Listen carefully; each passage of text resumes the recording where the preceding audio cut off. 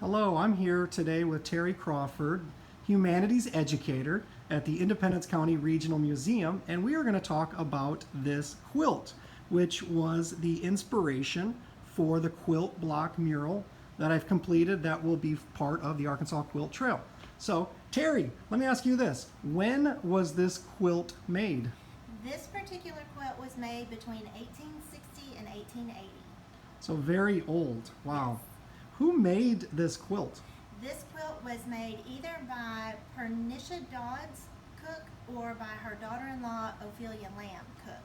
The Cook family was a large family around the mid-1800s and actually established the town of Oliphant, Arkansas in Jackson County, and then they later moved to Batesville and built the Cook Morrow home that's on the National Register.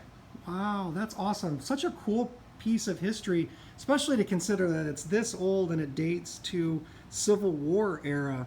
And when I look at the details, to me what it looks like is this is sort of like a process of education, like someone teaching the craft of quilt, perhaps like a mother and a daughter or a family member working on this.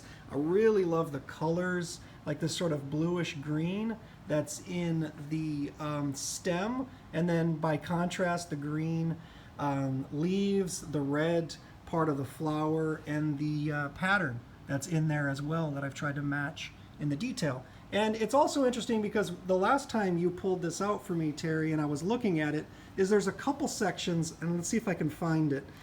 Here, if you look at the individual leaves at the bottom, they come to a sharp point where you can kind of imagine the scissors creating that shape.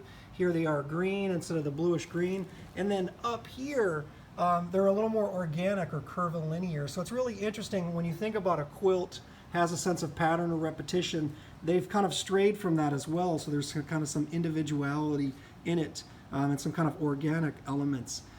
Speaking of quilts, Terry, so tell us a little bit about the quilt collection here at the Regional Museum, and what happens when the quilts are on display and what happens when they're not on display.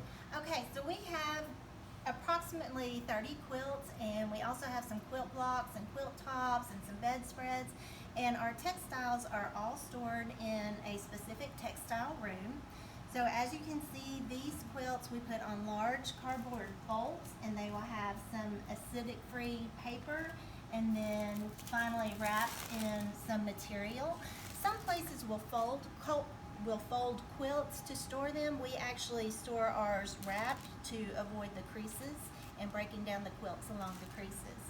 So if you want, we can visit that textile room quickly and you can see how the quilts all hang for storage. Awesome, thank you. Yeah, I'd love to see behind the scenes.